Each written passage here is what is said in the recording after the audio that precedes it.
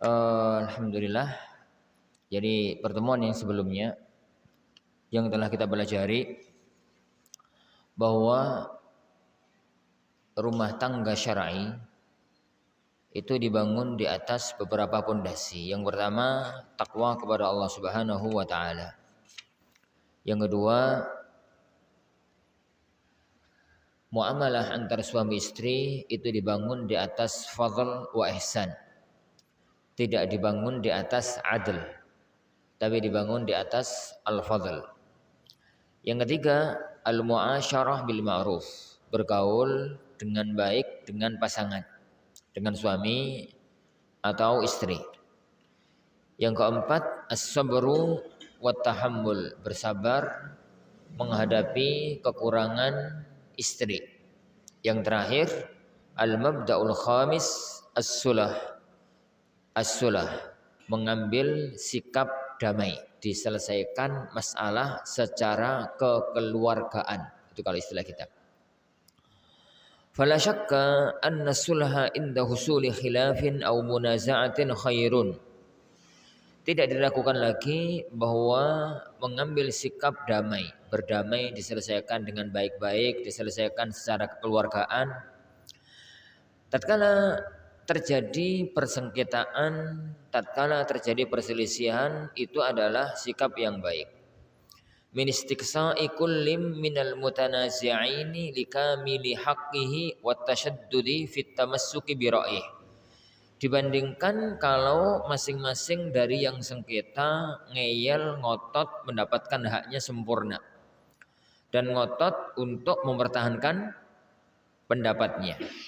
Wadzalika lima fi hadzal sulhi. Yang demikian itu karena sikap damai ini, yani min samahatin nafsi, adalah menunjukkan jiwanya itu lapang. Orang itu berjiwa lapang. Wa baqail ulfati, dan akan terus terjalin ikatan yang bagus. Wa dawamil isyrati, dan langgengnya hubungan antar mereka. Qala Allahu azza wa jalla, Allah Subhanahu wa taala firman, was-sulhu khair, dan sulh itu yang baik. Fa hadhihi qa'idatun 'azimatun qarraraha Allah Subhanahu wa taala. Ini adalah kaidah yang agung yang Allah tetapkan Subhanahu wa taala. Fala yadunnanna ahadun, maka jangan sampai seorang pun itu menyangka annahu idza tanaza'a 'anil haqqi anna fi dzalika hazman li haqqihi, bahwasanya kalau orang itu tidak menuntut haknya, jadi merelakan haknya, jadi bahwasanya itu dianggap menghancurkan atau menghancurkan haknya. Wa annahu rubbama takunu 'aqibatu dzalika ghairu hamidah, dan jangan sampai berpikir bahwasanya nanti efeknya itu tidak bagus. Kenapa? Fallahu azza wa jalla alladzi biyadihi malakutus samawati wal ard, karena Allah Subhanahu wa taala yang di tangannya kekuasaan langit dan bumi, qarrara anna sulha khair, telah menetapkan bahwa sulh itu yang baik. Wal khairu kullu akilin yatlubuhu wa yarghabu fihi, sedangkan kebaikan semua orang yang berakal itu mencarinya dan menginginkannya. Baridunazani Allah wa iyakum. Yang terakhir adalah as-sulah.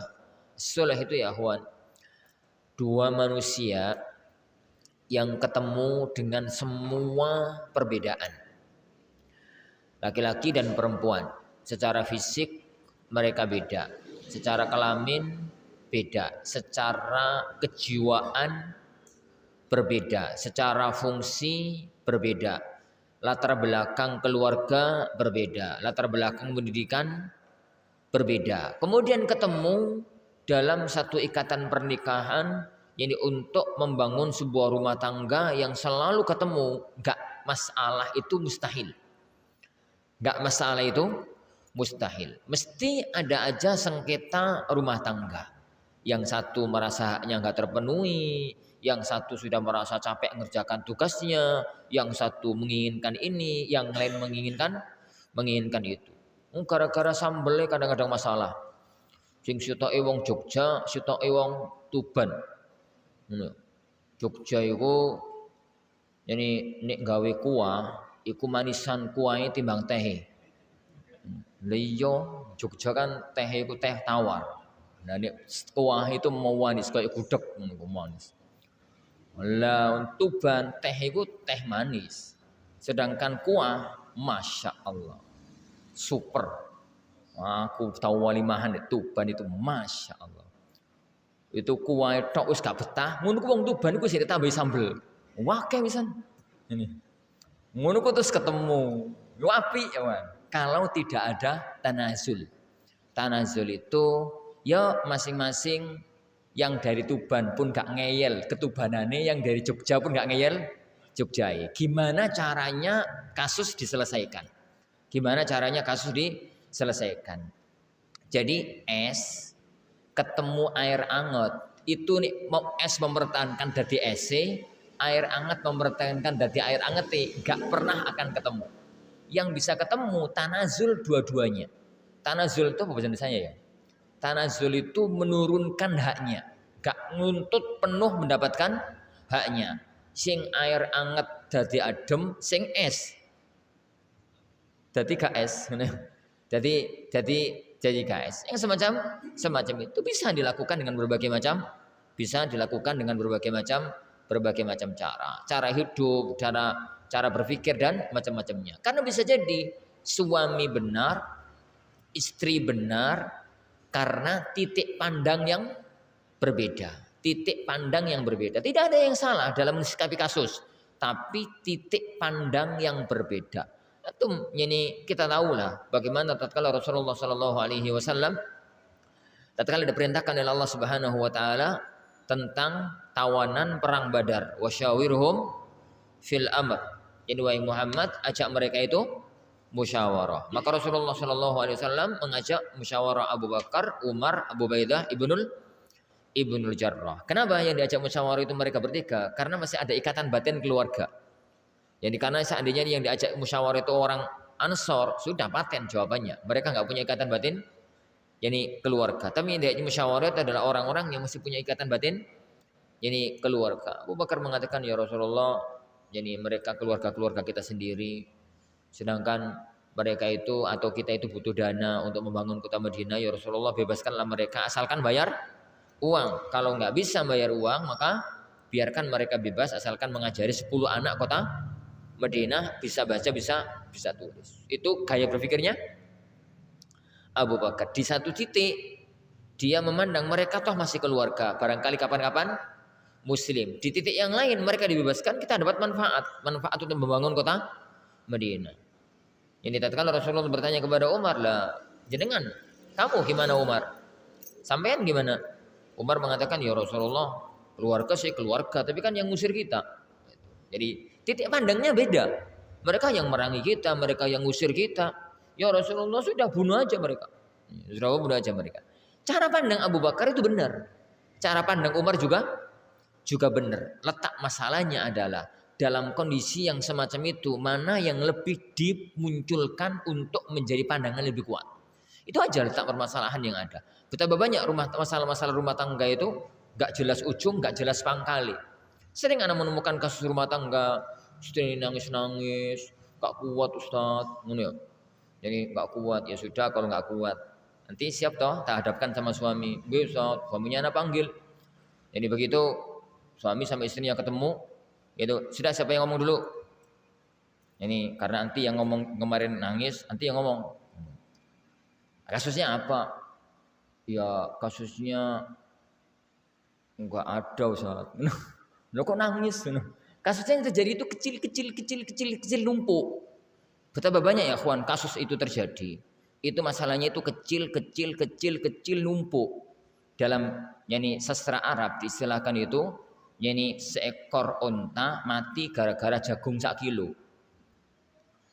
Yani onta mati gara-gara yani ngangkat jagung 1 kilo. Gimana kasusnya? Jadi ada orang itu ontai mati karena terlalu bawa beban yang berat.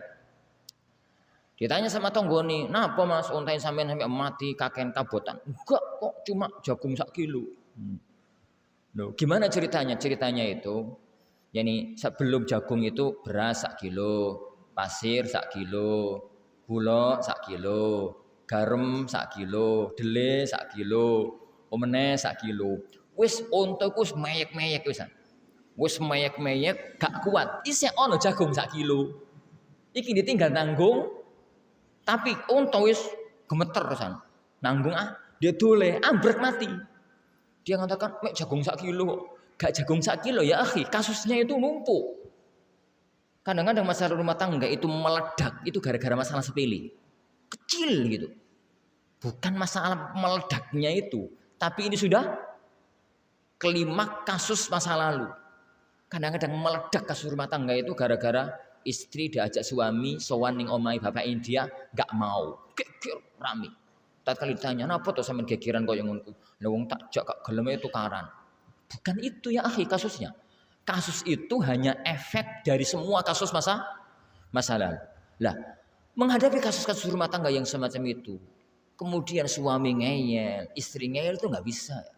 Yang bisa dilakukan adalah bahasa ilahi, wassulhu khair. Bahasanya para ulama, tanazul, taghaful. Jadi tanazul itu ya masing-masing nurunkan hak yang dia inginkan, yang dia inginkan. Jangan sampai ada orang yang berpikir, kata beliau, bahwasanya orang yang menurunkan haknya itu dianggap lemah. Suami kok kalah karo istri, ojo gelem kalah karo bojomu. Ini ojo gelem karo bojomu iki gak masalah kalah menang. Ini kalah menang itu pacuan kuda. Iki itu gak masalah pacuan kuda. Ini itu membina rumah tangga, membina rumah tangga. Salah satu di antara sebuah asar yang sangat indah dari Muawiyah radhiyallahu anhu. Beliau itu menjadi pemimpin selama 30 tahun. Dan pemimpin selama 30 tahun itu kalau bukan pemimpin yang sangat kuat itu gak mungkin. Mulai beliau jadi gubernur sampai jadi khalifah itu selama 30 sekian tahun. Tatkala beliau ditanya, "Bagaimana caranya kamu kok mampu mengendalikan umat kaum muslimin selama waktu itu dengan segala permasalahan yang ada?" Kata beliau, "Aj'al baini wa baina ra'iyati hablan." Aku menjadikan antara diriku dan antara rakyatku itu habl, ono tali gitu. Ini rakyatku sedang narik kenceng, tak los gitu. Nek rakyatku sedang kendor, tak tarik. Agar tali itu gak sampai putus, yuk gak jatuh ke tanah. Kenapa ya kawan?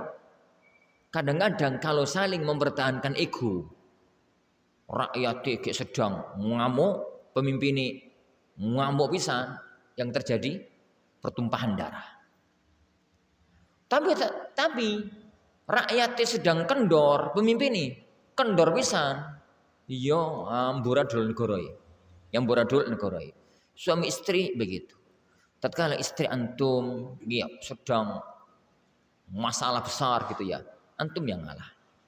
Jadi tatkala tidak ada masalah apa-apa, bisa dikencengi. Begitu juga dengan anti ya ukhti.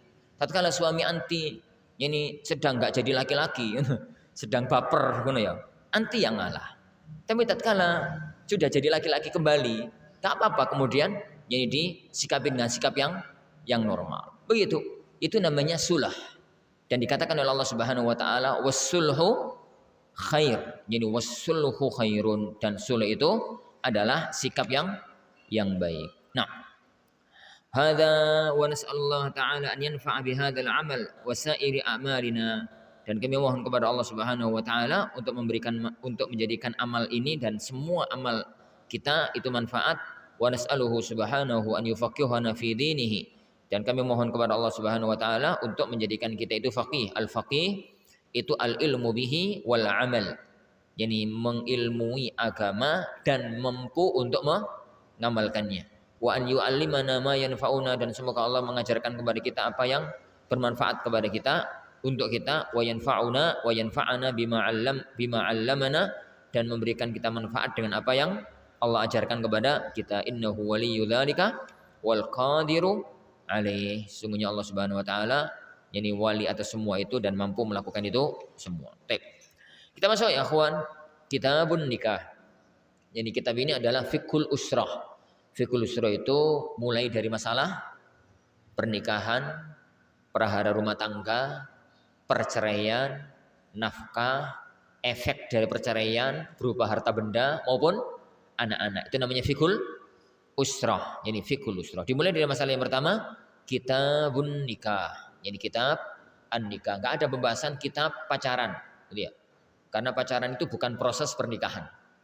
Jadi karena pacaran itu bukan proses pernikahan. Jadi proses syar'i itu dimulai dari proses akad dan sebelumnya sedikit.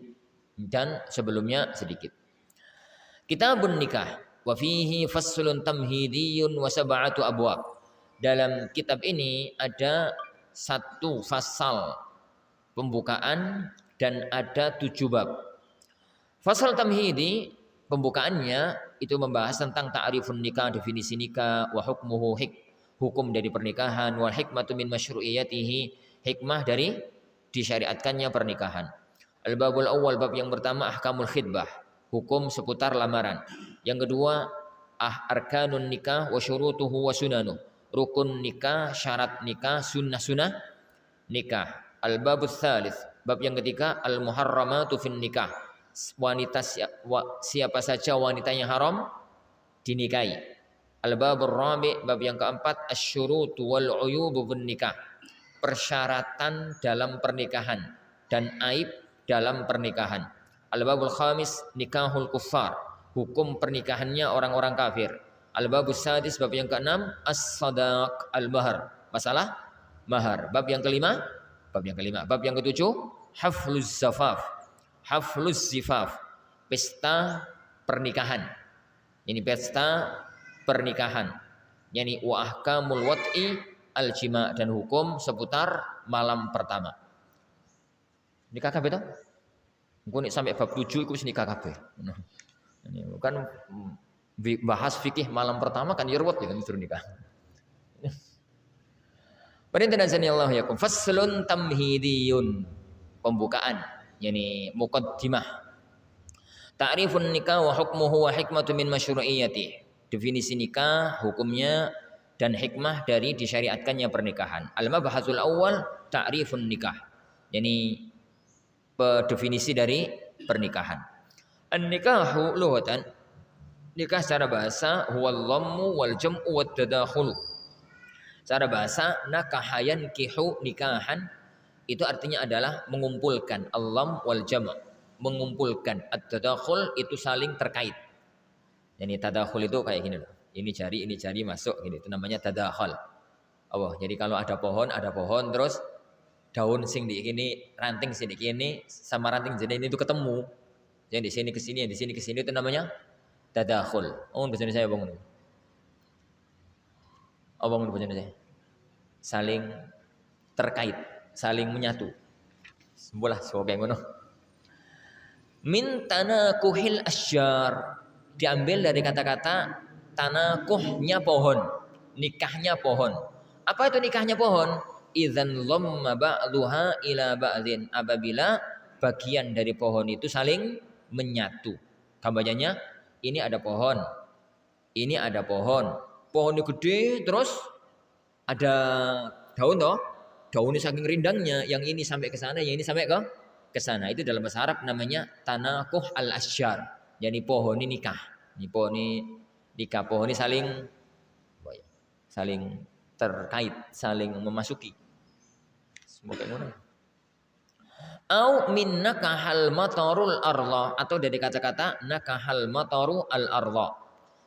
Yani idza ikhtalata fi saraha, apabila hujan itu kumpul campur dengan tanahnya bumi. Wa summiyat tazawwuju nikahan, dan nikah zawaj itu dinamakan dengan nikah lima fihi min dhammi ahadiz zawjaini ilal akhar, karena mengumpulkan suami dengan istrinya. Wa yutlaqu alal wata', dan nikah itu juga bisa dimaknai jima', wakila al-aqd. Dan ada yang berpendapat nikah itu artinya adalah akad. Jadi artinya adalah akad. Jadi an-nikahu dalam kitabullah azza wa jalla, semua makna nikah dalam kitabullah itu akad. Akad nikah itu. Kecuali satu ayat. Yani yang artinya adalah jima. Fa in talaqaha fala tahillu lahu min ba'du hatta tankiha zaujan ghairah. Sampai nikah. Nikah dalam ayat itu artinya adalah ada jima. Satu-satunya ayat yang ada lafaz nikah artinya jima adalah ayat itu. Semua yang lain artinya adalah al-aqd. Semua yang lain artinya adalah. Ini dari sisi bahasa.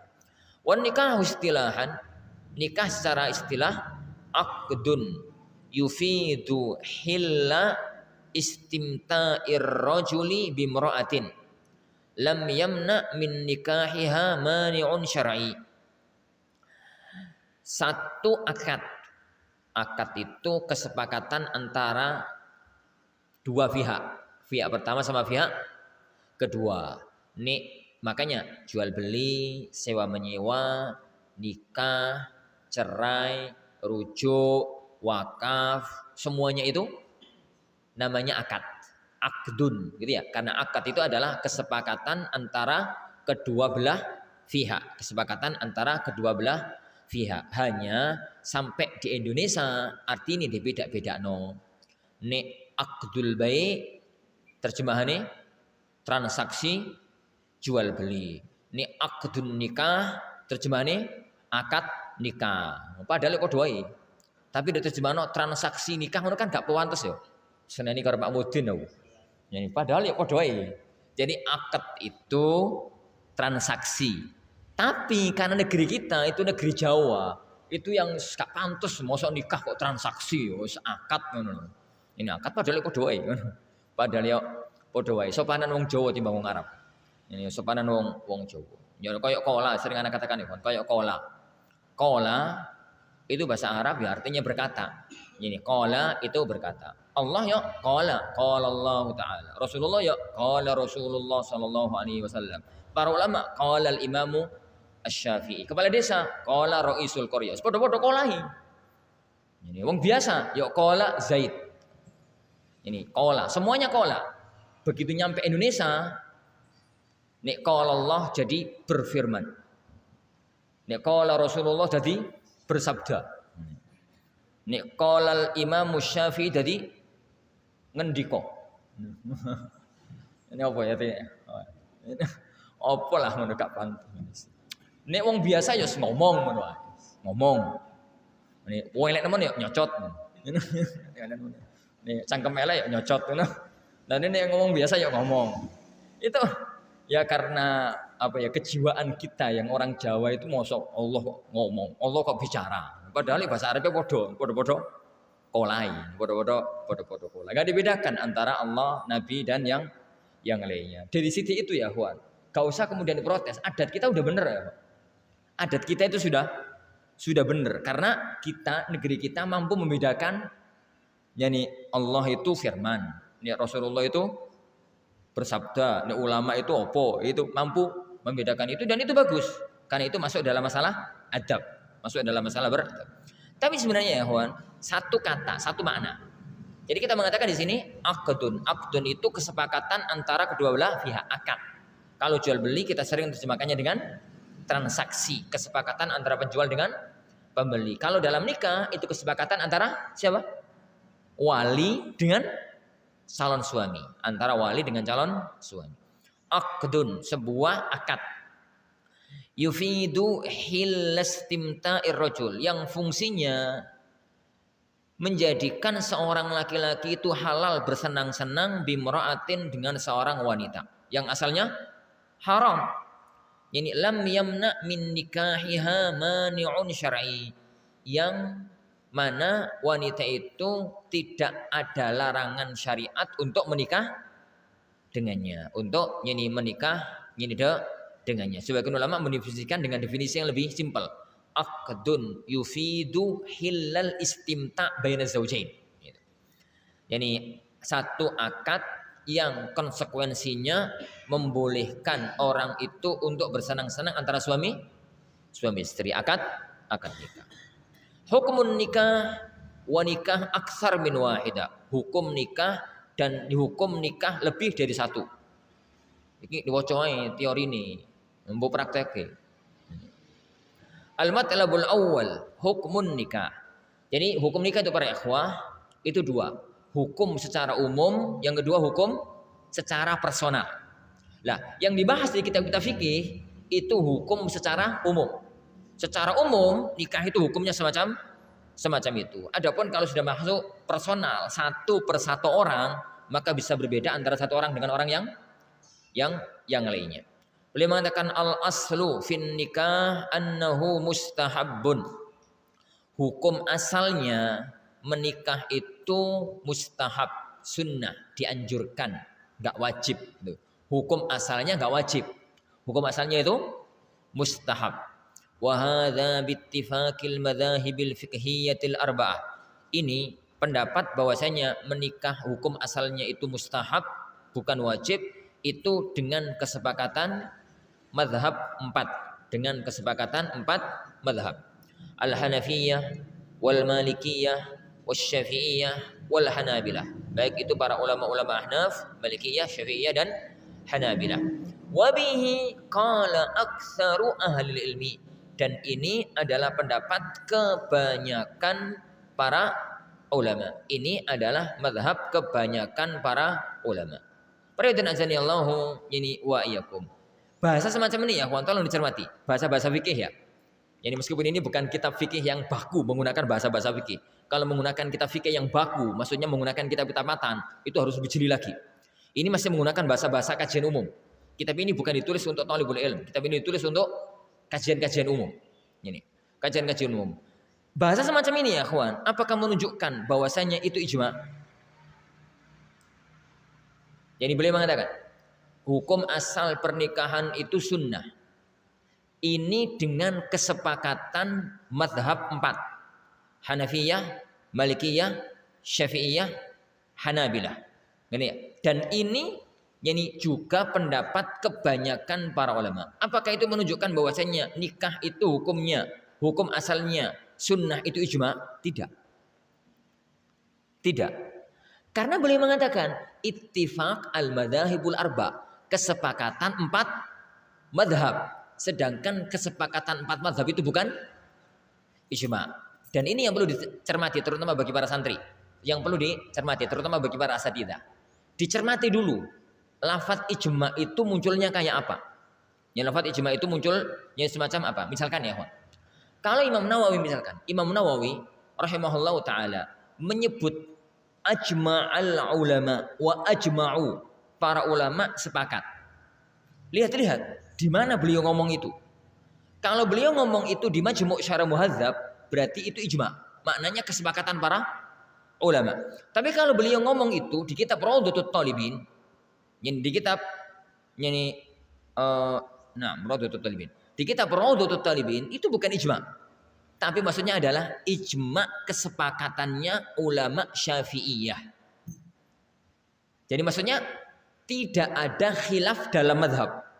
Kenapa? Karena kitab Majmu' Syarah Muhadzab itu kitab khilaf ali. Sedangkan kitab Rawdatut Talibin itu kitab khilaf nazil dalam istilah fikih. Jadi khilaf perbedaan ulama itu ada 2. Ada khilaf nazil, ada khilaf ali. Khilaf nazil itu khilaf dalam satu madhab. Khilaf dalam satu madhab. Perbedaan antara Rafi'i dan Nawawi. Perbedaan antara Nawawi dan Syekhul Islam Zakaria Al-Ansari. Perbedaan antara Zakaria Al-Ansari dengan Suyuti. Perbedaan antara Suyuti dengan siapa? Semuanya ulama-ulama Syafi'iyah. Kalau terjadi perbedaan mereka, maka itu namanya khilaf nazil. Perbedaan dalam satu madhab. Kalau sebuah kitab fikih ditulis untuk khilaf nazil, lalu seorang alim penulis yang mengatakan wa ajma'u dan para ulama sepakat, maka itu maknanya adalah sepakat madhab. Kesepakatan dalam ulama madhab. Beda kalau kemudian ucapan semacam itu ditulis oleh seorang alim atau disebutkan oleh seorang alim di kitab khilaf ali, semacam Majmu' Syarah Muhadzab, Mughninya Ibnu Qudamah, Mabsutnya Sarakhsi, misalkan Tamhidnya Ibnu Abdul Bar, Istidkarnya Ibnu Abdul Bar, dan kitab-kitab khilaf ali, khilaf antar madhab. Kalau mereka mengatakan wa ajma'u, maknanya adalah para ulama apa? Sepakat. Jadi para ulama sepakat. Makanya kalau menukil dari kitab ini ya, Juan, katakan jumhur para ulama wa minhum al-a'immatul arba'ah. Mayoritas para ulama mengatakan hukum asal pernikahan itu sunnah. Di antara mereka imam madhab 4. Di antara mereka adalah imam madhab 4. Gitu ya. Nah, Anda bertegas yang dimaksudkan oleh beliau bahwasanya ini maknanya adalah hukum asal pernikahan tanpa memandang kondisi lapangan. Orang terkadang bisa jadi wajib. Jadi pembahasan ini kita tanpa mandang lapangan. Hukum nikah apa Ustaz? Sunnah. Nah kalau saya wajib. Jadi, nah kalau dia Ustaz haram. Jadi misalkan bocah umur 2 tahun harus nikah. 2 tahun haram. Kan gitu. Atau yang semisalnya, gambarnya semisalnya. Jadi tatkala Anda mengatakan sunnah itu tanpa mandang kondisi, tanpa mandang orang. Hukum asal dalam satu hukum. Lah adapun kalau sudah mandang orang per orang, maka itu dilihat kondisi orang masing-masing. Al-adillah, dalil bahwasanya hukum asal pernikahan itu sunnah. Awalan minal kitab, dari Alkitab. Qauluhu ta'ala, sebentar katakan Iwan. Kalau antum katakan Ustaz ini mazhab jumhur. Di antara mereka imam mazhab 4. Terus ada khilafnya? Ya. Sebagian ulama mengatakan hukum asal pernikahan itu wajib. Sebagian ulama mengatakan hukum asal pernikahan itu adalah, jadi hukum asal pernikahan itu wajib. Wallahu a'lam. Nah, beliau mengatakan al-adillah, dalil yang menunjukkan hukum asal pernikahan itu sunnah. Minal kitabi, dari Al-Quranul Karim. Qauluhu ta'ala, firman Allah subhanahu wa ta'ala, fankihu ma tabalakum minan nisa. Nikailah wanita-wanita yang kamu senangi. Ma tabalakum minan nisa. Wajhu dalalah, sisi pengambilan dalil dari ayat ini. Annahu 'allaqan nikaha bi tibin nafs. Bahwasanya Allah Subhanahu wa taala mengkaitkan nikah itu dengan tibin nafs, dengan kesenangan jiwa. Jiwanya itu senang gitu. Walau kana wajiban, seandainya nikah itu wajib, lazima bikulli hal, maka harus dilakukan. Senang enggak senang harus dilakukan. Wal wajibu la yakifu 'alal istitabah. Karena kewajiban itu enggak ada kaitannya dengan senang maupun enggak senang. Fadalla dzalika 'ala annal amra linnadbi, menunjukkan bahwasanya ayat ini bukan ayat yang menunjukkan perintah wajib, tapi ayat menunjukkan perintah sunnah. Ayat yang menunjukkan perintah sunnah. Baik.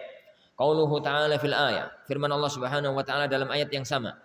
Fa in khiftum alla ta'dilu fawahidatan aw ma malakat aymanukum.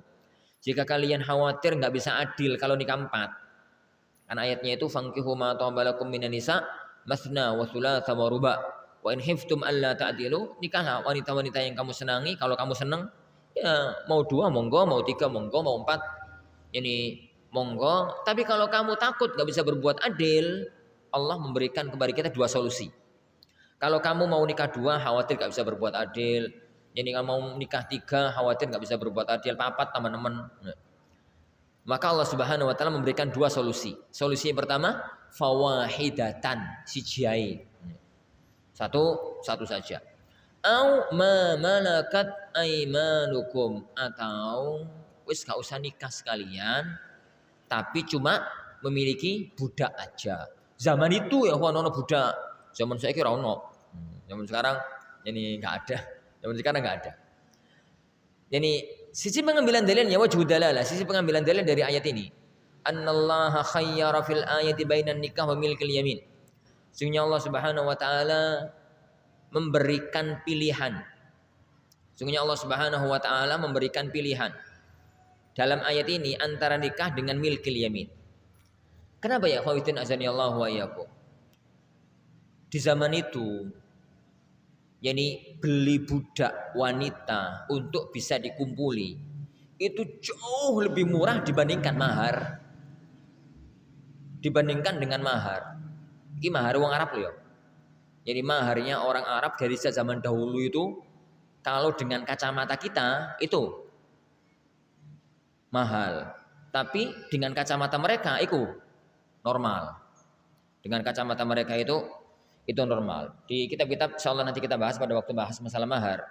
Para ulama itu mengatakan disunnahkan kalau memberi mahar atau minta mahar, yang laki-laki memberi, yang perempuan minta, itu yang ringan saja. Karena tanda wanita yang barokah itu mahari murah. Yani dalilnya, contohnya adalah mahari Rasulullah. Contohnya itu maharnya Rasulullah Sallallahu Alaihi Wasallam. Rasulullah SAW itu kalau ngasih mahar istrinya 12,5 uqiyah. 12,5 uqiyah. 1 uqiyah 40 dirham, berarti 500. Ya bener ya? 12 kali 40 480. Tambah separuh nih uqiyah. 20, 500. 500 dirham. 500 dirham yani dijadikan dinar. Dijadikan dinar berarti dibagi 12. Piro aku? Dibagi 12 piro? Rolas, dibagi rolas berarti 500 bagi rolas piro? Kurang gua HP aku. Biar ketinggalan di mobil. 500 dibagi 12 berapa hi? 41,6. Wis 40 lah gawe murah-murahan. 40 dinar. 40 dinar. 1 dinar 4/4 gram emas murni. Berarti 40 ping 4. 40 ping 4. 100 suwida. 140.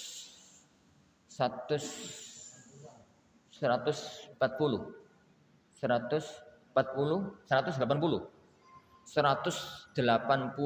gram 180 juta. Iku murah. Murah. Wong golokan pahari sakmono gak nikah gak pathekan. Gak nikah gak pathekan. Sebenarnya ini adat turun temurun yang ada di negeri Arab.